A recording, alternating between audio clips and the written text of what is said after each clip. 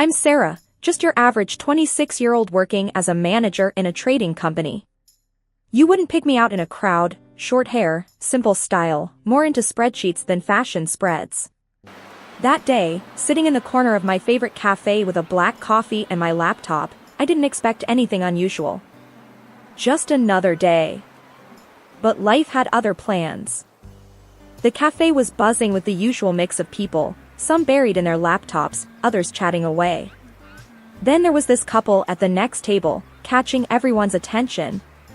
The girl, Tina, was in full meltdown mode.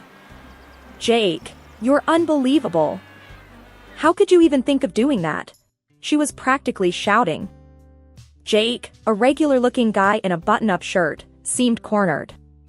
"Tina, please, let's not do this here. You're misunderstanding the whole thing," he replied, his voice a mix of frustration and embarrassment. "Oh, am I? Am I really, Jake? Because from where I'm standing, it looks like you're just a two-faced jerk." Tina was not holding back. People around started to take notice. Some shot sympathetic glances at Jake, others just enjoyed the drama. "I'm not two-faced. You're just overreacting like you always do." Jake's tone was rising too, now. "Overreacting? Really? Watch me overreact then." And just like that, Tina grabbed her coffee and threw it right in Jake's face. The cafe went silent for a split second before erupting into murmurs. Jake sat there, coffee dripping down his face, shirt ruined, looking completely lost. Tina stormed out, slamming the door behind her. I couldn't just watch. I grabbed a handful of napkins and walked over to Jake's table. "Hey, looks like you could use these," I said, offering the napkins. Jake looked up, a bit dazed. "Thanks," he stammered, taking the napkins and starting to clean himself up. "No problem. People go nuts sometimes, huh?" I tried to sound casual, but inside I felt sorry for the guy. "Yeah, you could say that. I'm Jake, by the way." He managed a weak smile. "Sarah. And, well, it's nice to meet you, Jake, even under these unique circumstances." He chuckled, a sound of relief amidst the awkwardness. Unique is one way to put it. We stood there for a moment, the awkwardness hanging in the air. "You know what? Let me buy you a coffee. The least I can do after, well, that." It was an impulsive offer, but something about this whole scene felt like it needed a better ending. Jake looked at me, a bit surprised. "You don't have to do that." "But, sure. Thanks. I could use another one, minus the facial." We found a new table, away from the scene of the coffee crime. As the waitress brought over 2 fresh cups, we started to talk. Turns out, Jake worked in IT, loved old-school rock. He had a way of telling stories that made even the most ordinary things sound interesting. Hours flew by as we talked about everything and nothing. I told him about my job, my love for mystery novels, and my failed attempts at gardening. As the cafe began to empty, we realized we'd been talking for a long time. Exchanging numbers felt like the most natural thing in the world. After the coffee shop debacle, I didn't expect much. Maybe a few texts, a couple of awkward phone calls. But with Jake, it was different. We clicked like we'd known each other for years. A week after the incident, we met up for dinner. Nothing fancy, just a local burger joint. He was there before me, waiting outside. Our banter was easy, comfortable. We ordered our food, and the conversation flowed just as easily as it had in the cafe. We talked about movies, music, and our love for cheesy horror films. Our burgers arrived, and we dug in. Eating with Jake felt like hanging out with an old friend. There was no awkwardness, just laughs and good food. After dinner, we decided to take a walk. The night was warm, and the streets were lively with people enjoying the evening. "So, Sarah, what's your story?" Jake asked, genuinely interested. I told him about growing up in a small town, moving to the city for college, and never leaving. He listened, nodding and asking questions. What about you? How'd you end up in IT? I asked. Well, I've always been the tech guy in the family. Figured I might as well get paid for it, he joked. We walked and talked, losing track of time. It was getting late, but neither of us wanted the night to end. Hey, you want to grab a coffee? Or is it too soon for more coffee-related experiences? Jake asked, a playful glint in his eye. I laughed. Sure, why not? But this time, let's keep the coffee in the cups. We found a late-night cafe and settled in with our coffees. The conversation turned more personal. We shared our dreams, our fears, and our silly quirks. I never thought I'd meet someone like you, especially not in a situation like that, Jake said, his tone serious for a moment. Life's weird. You get coffee thrown at you one day, and the next, you're here with someone who gets you, I replied, feeling a connection I hadn't felt in a long time. As the night turned into early morning, we finally said our goodbyes. Walking home, I couldn't help but feel excited about what the future might hold. Jake wasn't just a guy I met in a cafe, he was someone special, someone who could be a big part of my life. After a few months of dating Jake, it was time to meet his parents. I wasn't exactly thrilled about it. Meeting the folks is always a bit of a gamble. Jake kept saying they were a bit old-fashioned, but I didn't expect what was coming. The drive to their place was filled with Jake's attempts to prep me. Just ignore any weird comments my mom makes. She's unique, Jake said, glancing at me with an apologetic smile. Unique, huh? That's one way to put it. What should I expect? I asked, feeling a bit uneasy. You know, the usual. Overprotective mom stuff. She might throw in a few odd questions. Just roll with it, he replied. We pulled up to a neat little house with a well-kept garden. It looked welcoming enough. Jake's dad, Mr. Henderson, greeted us at the door. He was a tall, gentle-looking man with a warm smile. Jake, Sarah, welcome. We're so glad you could come. Please, come in, he said, ushering us inside. The living room was cozy, filled with family photos and knickknacks. Then I saw the bookshelf. It was packed with all sorts of books on esotericism, mystical stuff, and one that caught my eye, How to Recognize a Witch. Odd choice for light reading. Jake's mom, Mrs. Henderson, came in from the kitchen. She was a stern-looking woman with sharp eyes that seemed to size me up the moment she saw me. So, you're Sarah. Jake's told us so much about you, she said, her tone polite but cold. Nice to meet you, Mrs. Henderson. Jake's told me a lot about you too, I replied, trying to sound cheerful. We sat down for dinner, and that's when the real fun began. Mrs. Henderson was like a sniper, her comments sharp and targeted. I see you like to keep your hair short, Sarah. Is that for convenience, or are you making a statement?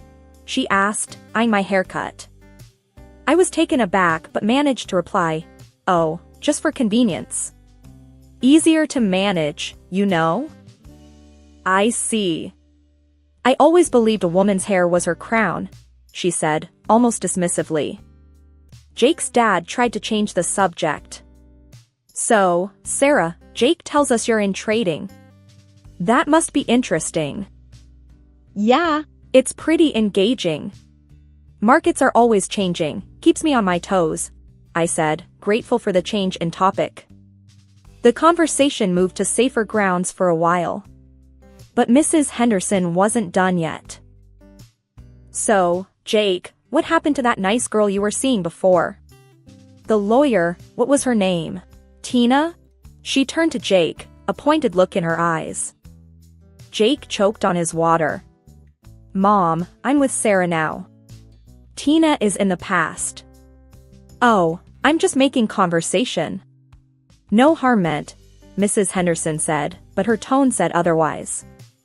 Dinner continued with a few more jabs from Mrs. Henderson. By the time dessert came around, I was ready to bolt out the door. Jake kept giving me apologetic looks, but what could he do? We made our excuses soon after dessert, saying we had a long drive back. Mr. Henderson was a gracious host, thanking us for coming. Mrs. Henderson's goodbye was cooler, her smile not quite reaching her eyes. In the car, Jake was silent for a while before he spoke. "I'm so sorry, Sarah. I didn't think she'd be that direct."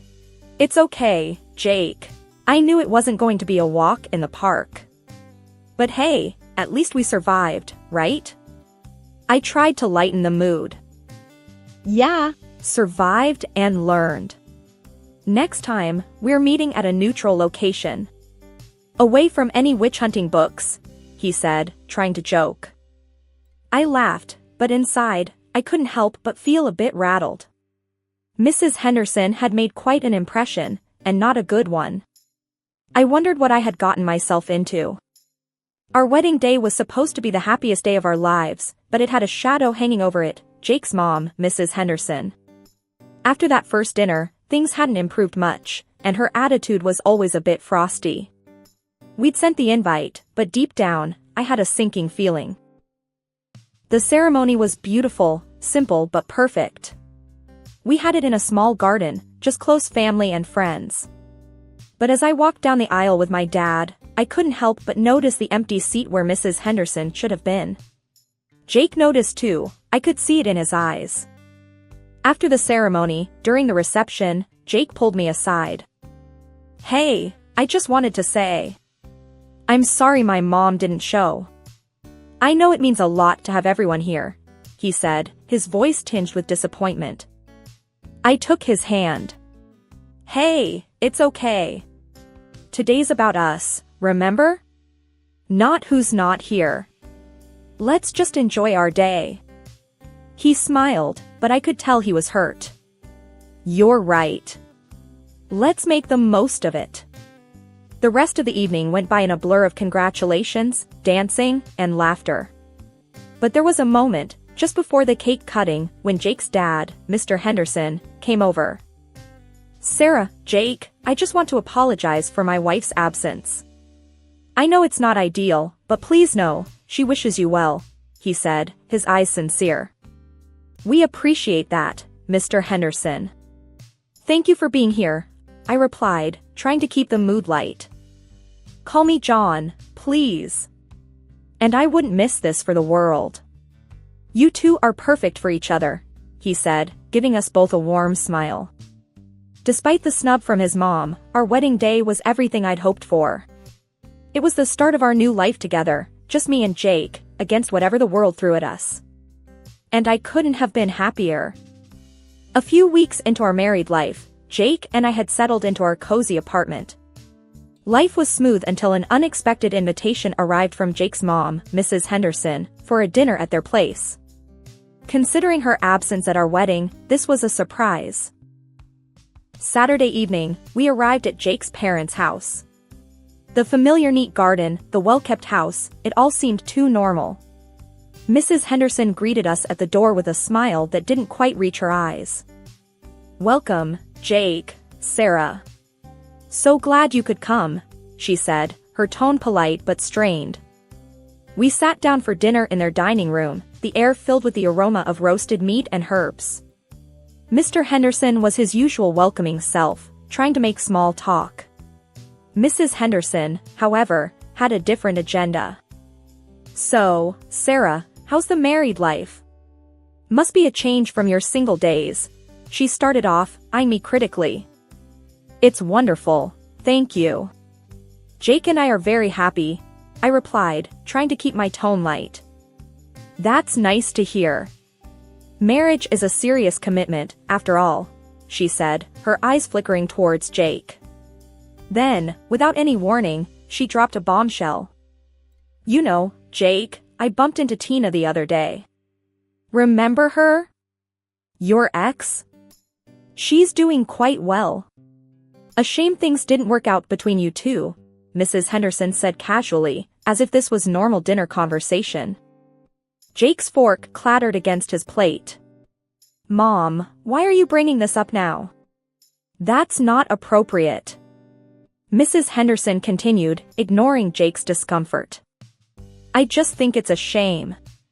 Tina was such a perfect match for you, beautiful, smart. Not to mention, her family background is impeccable." I felt my face flush with anger and embarrassment. This was beyond inappropriate. "Mrs. Henderson, I don't think this is the right time or place to discuss Jake's ex-girlfriends," I interjected, trying to stay calm. She turned her sharp gaze on me. "Oh, but I think it's very appropriate, Sarah. After all, I wonder how my son, who was so in love with such a perfect girl, ended up with, well, you." Jake slammed his hand on the table, standing up. "Mom, that's enough. You can't talk to Sarah like that." Mrs. Henderson didn't back down. "Oh, I'm just stating the facts. It's almost like she bewitched you. You were never like this before." "Bewitched? Really, Mom? This is ridiculous," Jake exclaimed, his voice filled with disbelief and anger. "Yes, bewitched. You were always such a rational boy. And then you meet Sarah and suddenly everything changes? It's like she's cast a spell on you," Mrs. Henderson accused, her eyes fixed on me with an unsettling intensity. The atmosphere was heavy with tension and unspoken accusations. I felt sick to my stomach. Jake and I quickly excused ourselves after that, not even finishing dinner. Life after the dinner fiasco was a mix of anger and disbelief. Jake and I had agreed to keep our distance from Mrs. Henderson for a while. But as they say, life has a funny way of throwing curveballs.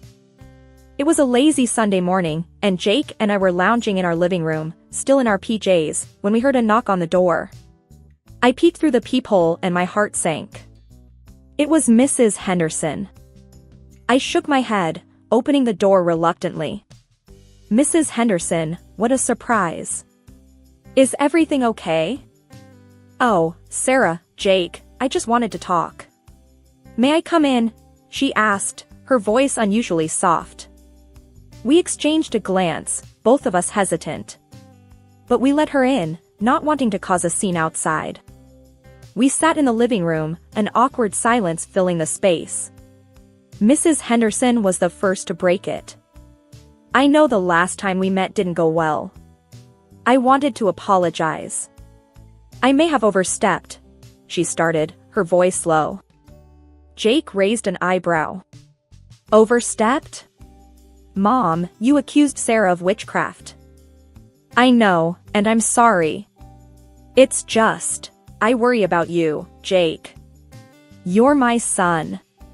And Sarah, I may have misjudged you," Mrs. Henderson said, looking at me. I wasn't sure if I bought it. "Misjudged? Mrs. Henderson, you called me a witch and suggested Jake go back to his ex." She nodded, her eyes on her lap. "I know, and I regret it. I want us to start over, be a family." Jake sighed, running a hand through his hair. "Mom, it's not that simple. What you said hurt both of us. It's going to take time to get past that." "I understand. I just want you to know, I'm willing to try. For the sake of our family," she insisted, her voice earnest. We talked for a bit longer, the conversation strained but polite. Mrs. Henderson kept saying she wanted to make things right, but something about it didn't sit well with me. It all felt a bit too rehearsed. As the day went on, I couldn't shake off a nagging feeling. Something about her visit didn't add up. It was too sudden, too out of the blue. And then I noticed it, my favorite comb was missing, and so was the handkerchief I kept on the dresser. It struck me as odd, but I brushed it off as being forgetful. In the weeks following Mrs. Henderson's odd visit, a peculiar pattern emerged. She started calling me regularly, which was strange in itself, given our strained relationship. But it was the nature of her inquiries that really unsettled me. One evening, while I was preparing dinner, my phone rang. Seeing Mrs. Henderson's name on the caller ID, I braced myself for the conversation. "Hello, Mrs. Henderson," I greeted, trying to keep my tone neutral. "Sarah, dear, how are you feeling? Everything okay, with your health?" Her voice carried an unusual note of concern. "Yes, I'm fine, thank you. Just busy with usual stuff," I replied, slightly confused by her interest in my well-being. "That's good to hear. Do take care," she responded, her tone dropping to what sounded like disappointment before she hung up. These calls became a regular occurrence, each one echoing the last. She would ask about my health, and upon hearing I was fine, her voice would deflate in a way that suggested she was hoping for a different answer. Jake found it strange too, but he suggested maybe his mom was trying to mend things in her own way. Then, out of the blue, Mrs. Henderson invited us over for dinner. Jake was hesitant, given her recent behavior, but he thought it might be a chance for her to make amends. We arrived at their house on a cool Friday evening. Mrs. Henderson greeted us at the door with a polite smile, but I noticed a tense look in her eyes. During dinner, the conversation was stilted, filled with awkward pauses. Then, Jake, who had been unusually quiet, spoke up.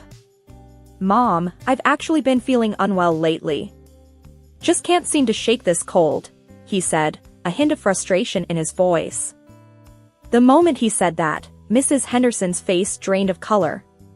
She looked like she had seen a ghost. Her hand went to her mouth, and she staggered slightly, gripping the edge of the table for support.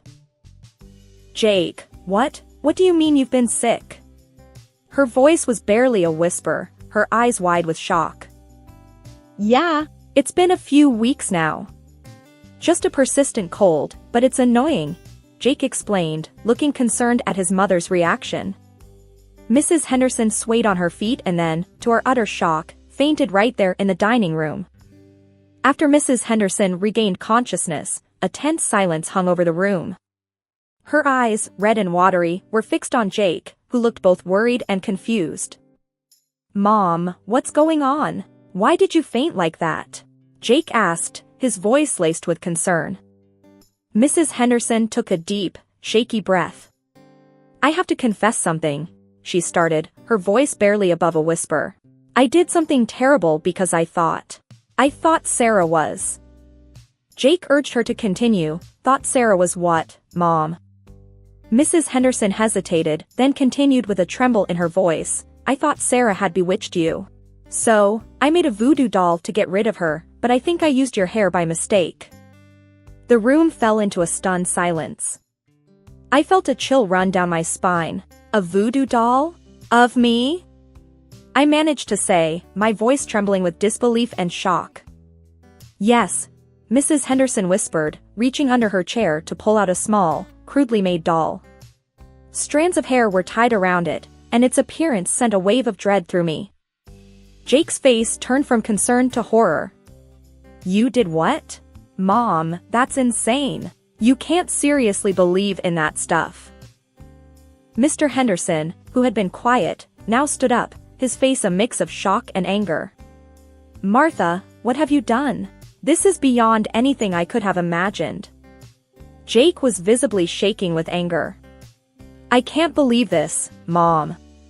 You've taken your superstitions too far. I can't deal with this right now." He stood up abruptly, signaling that we were leaving. I followed him, still in shock, barely able to process what had just been revealed. The next few days were a blur. We saw a doctor, who confirmed Jake just had a bad flu.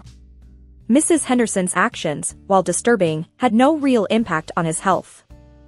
Over the next few days, Jake didn't speak to his mother. He was deeply hurt and couldn't come to terms with her actions. His father, Mr. Henderson, called us a few days later. He was distraught and apologized profusely for his wife's behavior. He revealed that he was considering a divorce, unable to live with the reality of what she had done. We knew that moving forward, things would never be the same with Jake's family. But we also knew that as long as we had each other, we could face whatever challenges lay ahead. The incident with the voodoo doll was a shocking revelation, but it also reinforced the strength of our bond.